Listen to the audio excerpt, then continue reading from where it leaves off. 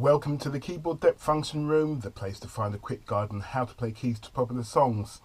Today we're going to take a look at Peg by American rock band Steely Dan from their 1977 album entitled Aja. The track is classed as pop, soft rock or yacht rock and was written by core band members Walter Becker and Donald Fagen. The song boasts fellow yacht rock crooner Michael McDonald on backing vocals, and the guitar solo on the recording was played by Jay Graydon, replacing solos attempted by electric guitar big hitters Robben Ford and Larry Carlton.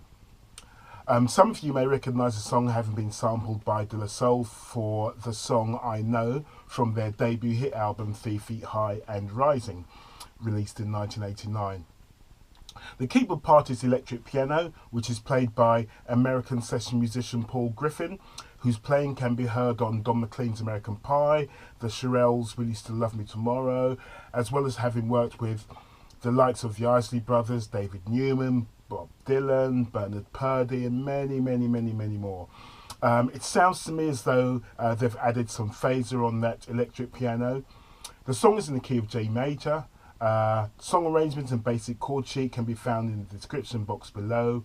Here's a quick guide on how I might play it.